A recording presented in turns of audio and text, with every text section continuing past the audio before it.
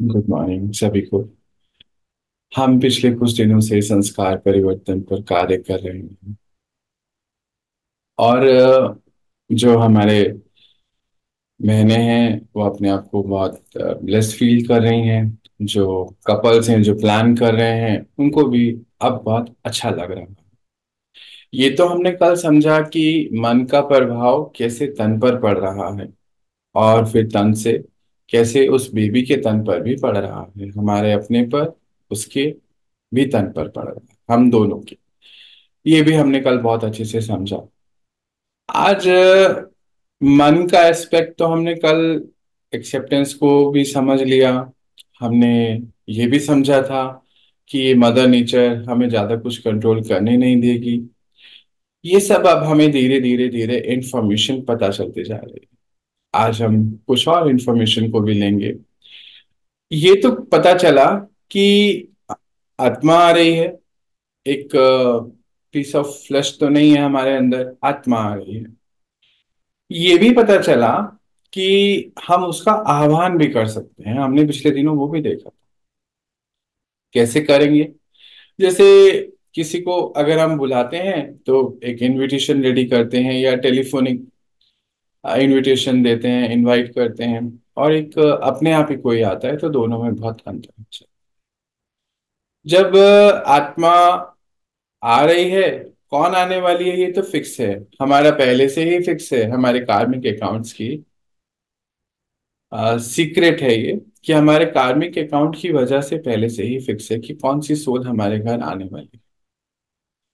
अभी उसमें भी कुछ कुछ प्रकार होते हैं। कोई बेबीज जो आते हैं जो बहुत प्यारे होते हैं। बेबी तो वैसे ही प्यारे होते हैं, आपके मन में आएगा। यानी कि कुछ तो आते हैं हमारे हिसाब किताब जो होते हैं उसको चुकतू करने के।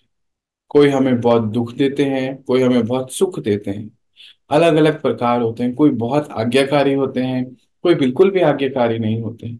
तो हमें ये तो समझ में आ चुका है कि बिना कार्मिक अकाउंट के कोई भी सोल हमारे घर आ नहीं सकता। पर अब क्योंकि हम समझ गए हैं कि हम संस्कार को परिवर्तन बेबी बॉर्न होने से पहले ही कर सकते हैं, तो हम जो वो कार्मिक अकाउंट है पहले वाले वो भी सेटल डाउन करेंगे। ये भी हम आगे जाके सीरीज में समझने वाले हैं कि कैसे करनी है। तो अभी आज क्या समझते हैं कि हमने बेबी का आह्वान करना जिसको कहते हैं। तो एज अ पेरेंट कपल या पूरी फैमिली भी इसमें इन्वॉल्व हो सकती है। बस कुछ देर की बात है, 4-5 मिनट निकाल सकते हैं दिन में।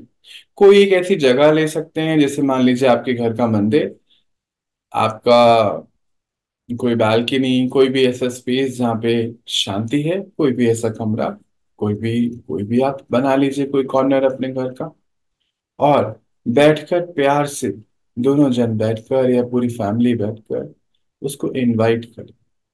क्योंकि क्या हो रहा है, अब हमारे अंदर जो प्रोसेस शुरू हुआ दोनों ही केस में, एक तो होता है कि अभी कंसीव नहीं हुआ है और एक हुआ कि कंसीव हो गया है।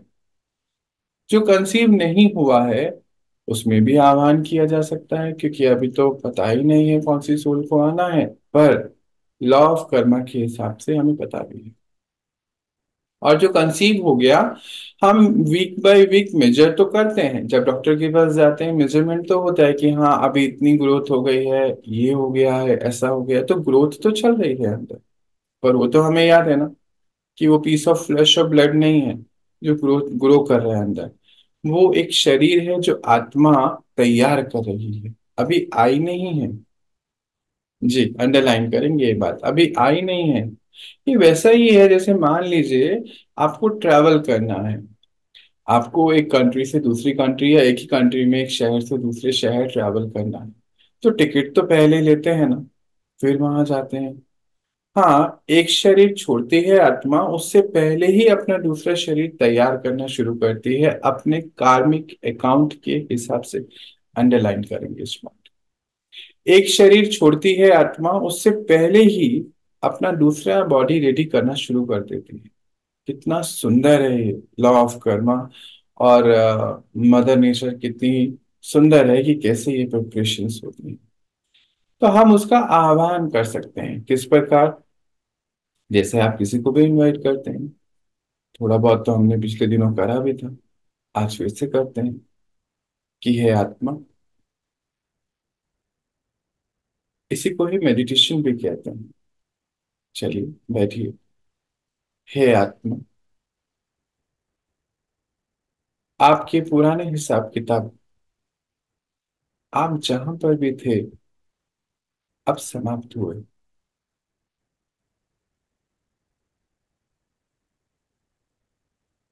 हम as a family, parent, ready हैं आपका वेलकम करने के लिए। हम आपसे प्रॉमिस करते हैं, आपने हमें एज अ पेरेंट जो चुना है, हम इस जर्नी पर आपके गाइड बनकर चलेंगे।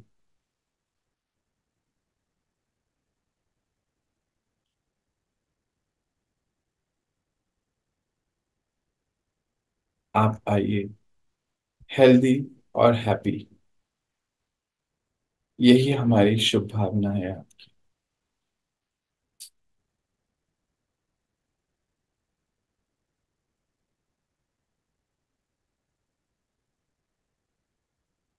महसूस करें उसके साथ ये कनेक्शन।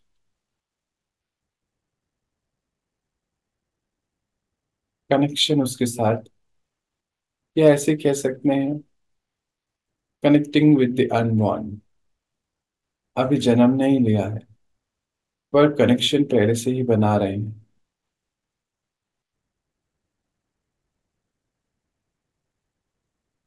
अच्छा, लौट आए। अच्छा हाँ, बहुत सारे भाई बहन कहते हैं कि आप एकदम से स्टार्ट करते हैं मेडिटेशन। जी बिल्कुल। ये मेडिटेशन बहुत इजी है, इसको इजी बनाने के लिए एकदम से स्टार्ट कर रहे थे। इट्स जस्ट, क्या बात कर रहे हैं हम अपने साथ। मैं अपने साथ और मैं उसके साथ बात कर रहे हैं, बस कुछ भी तो नहीं है। कुछ भी नहीं है, हमें आंख बंद करने की भी जरूरत नहीं है। यही हमें सीखना है। अच्छा, जब मेरी जर्नी शुरू हुई ना मेडिटेशन वाली, मैंने एक मिस्टेक करी थी, आप लोग नहीं करी। मुझे लगता था कि आंख बंद करके ही मेडिटेशन हो सकता है, क्योंकि हमने पहले बहुत देखा हुआ था ना, मूवीज में, फोटोग्राफ्स में, कि आंख बंद करके कॉर्नर में बैठना होता है। पर शुरुआत मेरी ऐसे ही हुई, कुछ तो पता भी नहीं था मेडिटेशन के बारे में। आज से 2012 की बात है ये।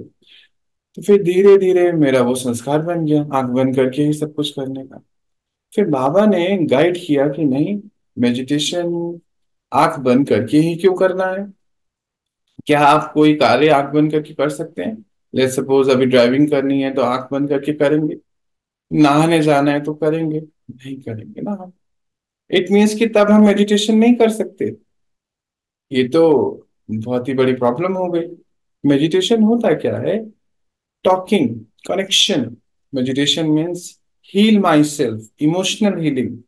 इमोशनल हीलिंग के लिए फिर आप क्या सुबह और शाम का इंतजार करेंगे? जैसे अभी मुझे यहाँ चोट लगी, तो हम इंतजार करते हैं? नहीं करते। फर्स्ट एड बॉक्स हर जगह होते हैं, ऑफिस में, मेट्रोज में, इनफैक्ट हमारी कार में, घर में, हर जगह होता है। तुरंत उसको जो भी चाहिए लगाते हैं। तो जब हम फिजिकली इतने अवेकनिंग में रहते हैं कि तुरंत के तुरंत उस चीज को हील करते हैं, तो meditation is emotional healing. Meditation is connection with my self, connection with the other soul, connection with the supreme soul. उसके लिए हम आंख बंद करके कोई सेपरेट स्पेस ढूंढेंगे? ये तो ये तो जिंक हो गया ना, ये तो बहुत बड़ा एक प्रॉब्लम बन जाएगी एक। तो बाबा ने गाइड किया 2014 ऑनवर्ड्स, मुझे पर पता है 1 साल लगा। इसीलिए अभी ना आपके लिए बहुत इजी करना है। ये लक्ष्य है, ये एम है जो बाबा ने दिया कि इजी करिए इसको। तो इजी है, चलते फिरते हम उस सुप्रीम सोल से कनेक्ट रहें। चलते फिरते हम किसी भी सोल टू सोल टॉक कर सकें। आंख खुलकर हम काम करते करते उससे इंस्ट्रक्शंस ले सकें। विश्व की सबसे बड़ी शक्ति से, जो हमारे माता पिता हैं, पूछ सकें क्या करना है, नेक्स्ट मोमेंट क्या है मेरा, क्या करूं मैं, मुझे बताइए। और चलते फिरते कार्य करते हुए उसके साथ, उसके संग को अनुभव कर सकें। इससे बड़ा तो कोई वरदान हो नहीं सकता। सीखना है। तो जो मैंने गलती करी वो आपको नहीं करनी। मुझे कितना साल लगा करने में। इसलिए आप शुरुआत ही आज ऐसे ही करना है, बिल्कुल इजी इजी। मेडिटेशन को मेडिटेशन बनाना ही नहीं, मेडिटेशन को इतना इजी बना देना है कि आप अपने बच्चे को भी ऐसा सिखा सकें। मेडिटेशन मेडिटेशन जैसा रहे ही नहीं। It's a part of life, हमारा जीवन जीने का तरीका। मेडिटेशन अपने आप से कनेक्ट रहने का तरीका है। तो इसको इतना इजी बना देना है, इजी इजी इजी। ये तो हमें सीखना और सिखाना है। चलिए आगे बढ़ते हैं। तो हमने सोल का, उस आत्मा का आह्वान करना सीख लिया, बहुत इंपॉर्टेंट। अभी हमने बात करी थी ना कार्मिक अकाउंट्स की। अभी हम धीरे धीरे उसको आगे जाके तो देखेंगे। ये है सिनर्जी ऑफ एनर्जी। उस एनर्जी के साथ अपनी सिनर्जी को क्रिएट करते चले जाना। पहला मेरा, मेरे साथ, और फिर मेरा उसके साथ, और फिर हम सबके ऊपर एक और है उसके साथ भी। वो धीरे धीरे हम सीखेंगे। अब क्या होता है, धीरे धीरे धीरे जो है हमारी बहनें हैं, उनके शरीर में कुछ चेंजेस होने शुरू हो जाते, फिजिकल चेंजेस। ये होता ही है, ये होना है। अब इसको वैसे समझते हैं कि जैसे कोई एग्जाम भी देना है ना बच्चों को, तो उसकी प्रिपरेशन तो करनी। ये तो मदरहुड की तैयारी, पेरेंटहुड की तैयारी हो रही है। तो एक बेबी को सृष्टि पर लेकर आना है, तो प्रिपरेशन तो होगी जरूर। और वहीं पर कई बार हमारी बहनें, हमारे जो न्यू पेरेंट्स हैं, वो बड़े डिस्टर्ब हो जाते हैं, कहीं पेन हो गया या कुछ हो गया। उनको थॉट जो है नेगेटिव आना शुरू हो जाता है, एंजाइटी होती है कि हाय मेरे बेबी को कुछ हो तो नहीं गया। जो मतलब बहुत केयरिंग थॉट है, उसकी जो फीलिंग्स हैं वो बहुत प्यार वाली है, केयर वाली है, पर वो राइट समाव नहीं है, क्योंकि नेगेटिव थॉट। ध्यान रखना है इसका। मतलब उसके पीछे जो महसूसता है वो नेगेटिव है। वो जो केयर है और उसका कंसर्न है, एक होता है चिंता, चिंता एक होता है चिंतन, एक होता है टेंशन, एक होता है कंसर्न। दोनों में बड़ा फर्क है। पर हम इसको ना नॉलेज के आधार पर इसको भी शिफ्ट करेंगे। होता क्या है, यूट्रस का साइज अप्रोक्सीमेटली चेंज करता है, और उसको एक पूरे बेबी को एकोमोडेट करना है इन 280 डेज, 9 मंथ में। पूरा लगभग लगभग 2.5 से 3.5, 3.25 किलो, 3.5 किलो का बेबी को एकोमोडेट करना। नेचुरली यूट्रस अपने आप को एडजस्ट करेगा। वो शेप तो उतनी ही है, उसमें सारे ऑर्गन्स हैं। धीरे धीरे धीरे धीरे यूट्रस अपने आप को शेप में लेकर आएगा। अब ये धीरे धीरे जो ग्रो हो रहा है, तो अंदर ही हो रहा है, अंदर ही हो रहा है, शुरू में तो पता भी नहीं चल रहा है। तो ये वैसा ही है कि कुछ कुछ जगहों पे पेन हो सकता है, मैं इसको बहुत इजी लेना, नेगेटिव थॉट नहीं जनरेट करना है। क्योंकि हम एक्सपीरियंस जो होता है ना आत्माओं का, वो ही मेन होता है। फिर से समझते हैं, अंडरलाइन करेंगे इस बात को। हमें बातें कम याद आती हैं, हमें एक्सपीरियंसेस हमेशा याद रहते हैं। हम आत्माएं एक्सपीरियंस को यहाँ पर रिकॉर्ड कर लेती हैं। तो मान लीजिए हमें पेन हुआ और हमने थॉट जनरेट किया चिंता का, एंजाइटी का, मेरे बेबी को तो कुछ नहीं हो जाएगा, ऐसा तो नहीं होगा, वैसा तो नहीं होगा। तो क्या हुआ, ये स्ट्रेस का एक्सपीरियंस उस आत्मा को पहुंच गया। उसने भी रिकॉर्ड कर लिया स्ट्रेस को। अभी दुनिया में आए नहीं है, पर स्ट्रेस को चख लिया कि स्ट्रेस होता क्या है। हाँ, मे बी पिछले बर्थ में भी होगा। पर हमने एक बात सुनी है कि जो हमारे माइंड में न्यूरॉन्स होते हैं, जब वो आपस में कनेक्ट होते हैं, तो neurons fire together, wire together, उनकी वायरिंग हो जाती है। तो मान लीजिए वो लास्ट बर्थ से कोई भी वजह का स्ट्रेस लेके आ सकता है। मे बी फिजिकली डिस्कम्फर्ट में शरीर छोड़ा हो, मे बी कुछ भी हो सकता है। और मे बी पूरे शरीर, पूरे जीवन की यात्रा के दौरान स्ट्रेस में रहे हो। अब वो न्यूरॉन्स, वो फीलिंग्स तो पहले से आ रही है, और यहाँ पे एज अ पेरेंट हम भी स्ट्रेस में आ जाते हैं। तो neurons fire together, wire together. अब वो स्ट्रेस उसके लिए क्रिएट करना बहुत नेचुरल हो जाएगा। इसीलिए आज हमें क्या केयर करनी है कि अब हमें ये स्ट्रेस को अपनी लाइफ से बाहर जाने का रास्ता दें। 280 डेज, जस्ट 280 डेज, 9 मंथ। हमें लगता है कि बेबी जब आ जाएगा ना, 2-3 साल का हो जाएगा, तब वो उसको समझ आएगा। बिल्कुल भी नहीं। वो हर एक एक्सपीरियंस को चख रहा है, आपके अंदर बैठा हुआ हर एक बात को समझ रहा है। तो इसलिए हमें जो है ऐसे वैसे नहीं चलना। जो पहले हम चल रहे थे, अभी हमें अपने अंदर उस चीज को चेंज करना है। अच्छा, जब और फिजिकल चेंजेस क्या हो सकते हैं, इसको भी डिस्कस कर लेते हैं आज। तो एक हार्मोन जो हमारे पिट्यूटरी ग्लैंड से रिलीज होता है जब मदरहुड की तैयारी होती है, वो हार्मोन क्या करता है कि उस प्रोसेस को बढ़ाता है। किस प्रोसेस को? जहां पे उसने बच्चे की क्रिएशन करनी है। तो वहां पर जो हॉर्मोन्स रेडी हो रहे हैं ओवरी में, वो बेसिकली एक सेल से 4 सेल, 4 सेल से 8 सेल, 8 से 16, और ऐसे करके करके कितने बिलियंस ऑफ सेल एक सेल से क्रिएट हो रहे हैं, जस्ट एक सेल से। तो मदर नेचर का पूरा फोकस उस क्रिएशन पे है जो हमारे अंदर हो रहे हैं। हम्म। अब देखिए, पूरी एनर्जी जो हॉर्मोन्स के रूप में इंस्ट्रक्शन हमारे शरीर को मिल रही थी, हमारे एक एक ऑर्गन को चलाने के लिए एक करंट मिल रहा था हॉर्मोन्स के रूप में। अब वो सारा मेजॉरिटी उस क्रिएशन पे लग रहा है जो हमारे अंदर क्रिएट हो रही। ये वंडर है मदर नेचर का। देखिए कितना सुंदर। अभी कुछ समय पहले एक फॉरेस्ट डिपार्टमेंट में एक भाई थे, उनसे हमारी बात हो रही थी। 2-4 लोगों की टीम थी टोटल, तो 2 लोगों से अक्सर बात होती थी। तो वो बता रहे थे कि भैया, हमारे जो ये फॉरेस्ट है, ये अपने आप में कंप्लीट कम्युनिकेशन का चैनल। फिर से, अपने आप में कंप्लीट कम्युनिकेशन का चैनल है। तो बता रहे थे, जब कोई वृक्ष फल देने के लिए तैयार होता है, तो आसपास के सारे वृक्ष उसकी सेवा करने लग जाते हैं। इनका ऐसा कैसे होता है, आप बताइए, मतलब थोड़ा एक्सप्लेन कीजिए। कहते हैं नेचुरली जब वो फल तैयार कर रहा है तो उसको ज्यादा एनर्जी चाहिए। तो जो पानी है ना, वो वृक्ष जो आसपास सब ले रहे हैं, वो अपने हिस्से का पानी उसको देना शुरू कर देते हैं। वंडर है, देखिए। अपने हिस्से का न्यूट्रिशन उसको देना शुरू कर देते हैं।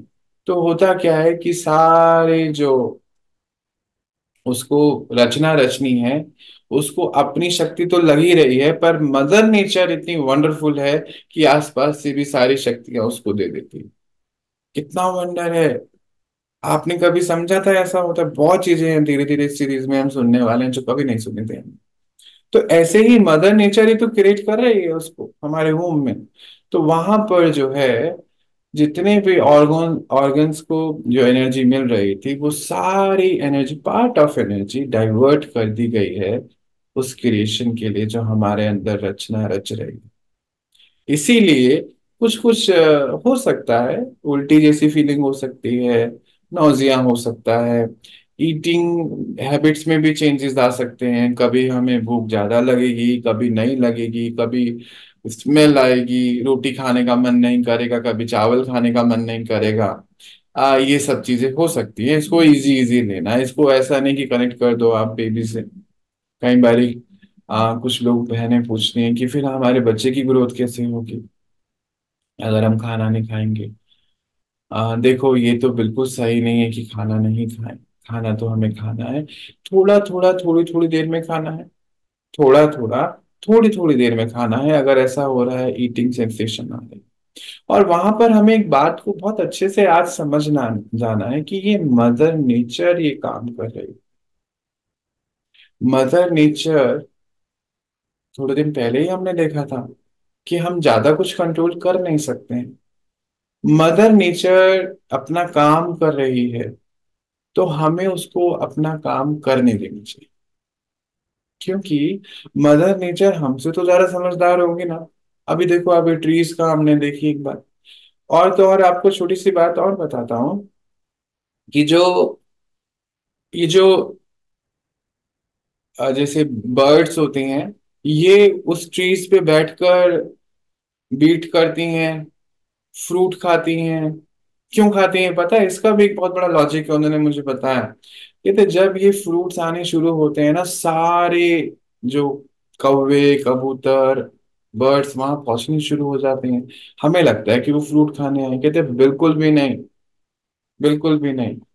मैंने कहा फिर क्यों? कहते एक्चुअली वो फ्रूट खाती हैं जो भी वो उग रहा होता है, और फिर वहीं बैठकर बीट भी करती हैं। आपने देखा होगा उस पेड़ के आसपास बहुत बीट होती है। मैंने कहा हाँ, देखा तो नहीं, पर हाँ आप कह रहे हैं तो होता होगा। कहते क्योंकि वो उसको और जो आसपास के कीड़े इंसेक्ट हैं जो उसको हानि पहुंचा सकते हैं, एक ऐसा सिस्टम तैयार करती है, एक शील्ड तैयार करती है स्मेल की, कि वो वहां ना आए। है ना वंडरफुल मदर नेचर? आपको लगता है हम उससे ऊपर हो सकते हैं क्या? नहीं ना। तो हमें उसको उसका काम करने देना चाहिए, और हमें अपना काम क्या करना चाहिए? हमें एटलीस्ट ये नेगेटिव सोचने से अपने आप को छुट्टी देनी चाहिए। मदर नेचर अपना काम करे, पर इसका मतलब ये भी नहीं कि हम खाना नहीं खाएं। खाना जरूर खाना है, थोड़ा थोड़ा, थोड़ी थोड़ी देर में खाना है। उसके साथ भी हमें विटामिन रिच खाना खाना है, फ्रूट्स जरूर खाने हैं, और उसको मैनेज करना है। कई बार ये लोग पूछते हैं कि क्या आप हमें कोई डाइट चार्ट बता दीजिए, तो इसका कोई डाइट चार्ट नहीं है। क्या पता आपकी बीवी को क्या पसंद है, क्या उसको अच्छा लग रहा है, इससे कोई डाइट चार्ट नहीं है। हमारे मदर नेचर ने सृष्टि पर जो भी हमें अवेलेबल कराया है, उसका कोई हार्म नहीं है अगर हम एक तय मात्रा में। हमें बैलेंस को सीखना है, तो हम सब कुछ खा सकते हैं।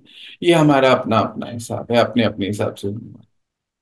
अच्छा, मदर नेचर उन दिनों और भी एक काम करेगी। फर्स्ट 3 मंथ्स बोलते हैं ना, 12 हफ्ते या कुछ बहुत इंपॉर्टेंट होते हैं, उसको भी आज समझते हैं हम। वो नेचुरल वे में जो है स्लीप को इंड्यूस करेगी हमारे सिस्टम। क्या होता है कि जब हम सारी क्रिएशन सारी शक्ति एक जगह पे लगी हुई है, तो थकावट महसूस होगी नेचुरल। अब जो थकावट महसूस होगी, तो मदर नेचर का एक ही काम होता है कि वो सुला देती है, हम रिचार्ज होते हैं। पर हम कितने भाग्यशाली हैं कि हम मेडिटेशन सीख रहे हैं, समझ रहे हैं साथ साथ।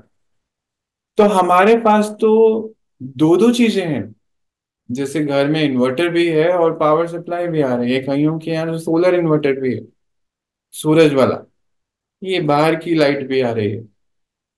सिस्टम है ना, ब्लेसिंग है ना हमारे लिए वो। आपको क्या लगता है? हमारे पास दो ब्लेसिंग साधारणतः सोते ही हैं। हम क्या करते हैं? हम तो उस सबके माता पिता सुप्रीम सोल से कनेक्ट हो सकते हैं। कई जगह ऐसी हैं जहां हम सो नहीं सकते हैं। जो वर्किंग मैंने हैं, हमारे मेट्रो में ट्रैवल करना है, जहां पर भी ऑफिस में रहना है, वहां तो सोने के स्पेसेस नहीं। अच्छा, कुछ ऑफिसेस में ऐसे स्पेस क्रिएट हो चुके हैं अभी, ये भी एक खुशखबरी है। पर हर जगह अभी नहीं।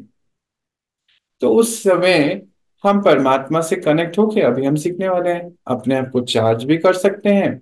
और अगर सोना है, कुछ देर का नैप लेना है, तो जरूर ले। क्योंकि ये थकावट हो सकती है, इसमें कोई परेशान होने वाली बात नहीं। शुरू के 3 मंथ्स जो डॉक्टर्स कहते हैं कि इंपॉर्टेंट है, इसका अर्थ क्या होता है इसको समझते हैं। हमने इसको पहले भी सुना है, अभी पिछले 2-3 दिनों के अंदर। जैसे कोई भी प्रोजेक्ट का ब्लूप्रिंट रेडी होता है ना, तो ऐसे ही हमारे अंदर जो क्रिएट हो रहा है बेबी, पहले 3 महीने वो पूरा ब्लूप्रिंट रेडी हो रहा है। उसकी एक एक ऑर्गन का, उसके स्किन टाइप, बालों का कलर, आंखों का कलर, एक एक फीचर, एक एक लिगमेंट, क्या क्या बोलते हैं, एक एक चीज अंदर जो है सब रेडी हो रही है। इसीलिए पहले 3 महीने बड़े इंपॉर्टेंट, इसीलिए कहा था। अच्छा, ये नॉलेज ना, जो पुराने हमारे मदर्स थे या पेरेंट्स थे या कपल्स थे, उनको भी थी, पर साइंटिफिक रीजन नहीं पता था। साइंटिफिक रीजन यही है कि ब्लूप्रिंट रेडी हो रहा है पूरे प्रोजेक्ट का 3 महीने के अंदर। अभी हम as a guide, as a parent, हमारी बहुत बड़ी रिस्पॉन्सिबिलिटी बनती है कि हम उसके एक एक ऑर्गन को डेवलप होने के लिए परमात्मा की शक्तियों को यूज कर सकते हैं। देखो, मन वही है, शक्ति वही है। या तो उसको पॉजिटिव कामों में लगा सकते हैं, या बैठे बैठे बोलते हैं ना, खाली मन शैतान का घर। तो खाली मन होने, खाली है नहीं, खाली मन होने की वजह से हमें नेगेटिव थॉट्स भी आ सकते हैं। तो हमें वैसा करना ही क्यों है? चलो, छोटा सा एक मेडिटेशन करते हैं, परमात्मा से कनेक्ट होके उस जीवात्मा को, आत्मा जो अपना जीव यानी कि अपना शरीर तैयार कर रही है, उसको मदद करते हैं अपने शरीर को बहुत प्यार से और बहुत अच्छे तरीके से रेडी करने की। बैठे हैं, मन को शांत करते हुए आ जाएं अपनी स्थिति में। मैं आता हूं। देखिए सेंटर ऑफ फोrehead पर, जहां पे आप बिंदी या टीका लगा, एक चमकता हुआ सितारा।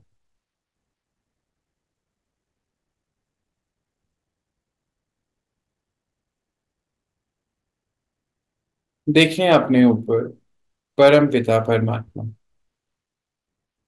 आप समझ लीजिए अपना पर्सनल सूरज,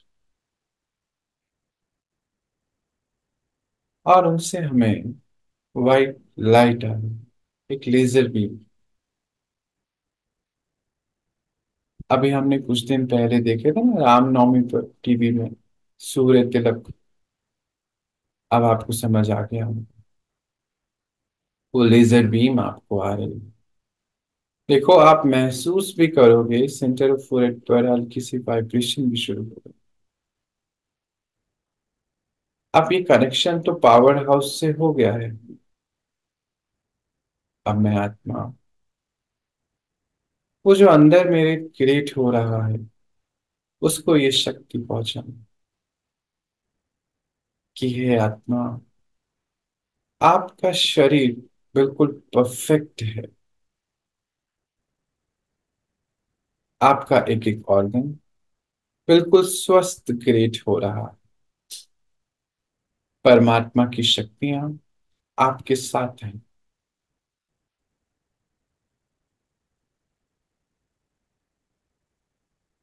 अब देखिए, जो आपके वूम में क्रिएशन हो रही है, आपके सेंटर ऑफ फोrehead से एक वाइट लाइट निकल रही है और आपके गर्भ में, वूम में जा रही है। आप परमात्मा के, गॉड, ईश्वर, अल्लाह, कुछ भी कहिए, उनके इंस्ट्रूमेंट बन गए हैं। उस बच्चे को मदद कर रहे हैं कि वो अपने ऑर्गन्स को अच्छे से डेवलप कर सके।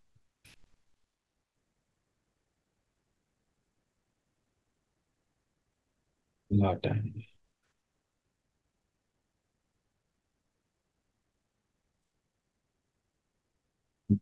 तो इस तरीके से हम जो है ईश्वर के साथ संबंध बनाकर उस बच्चे को हेल्प कर सकते हैं। रादर ये सोचने की कि ये ना हो जाए, वो ना हो जाए, क्यों नहीं आप अपने मन और बुद्धि को एक काम दे दें अच्छा सा।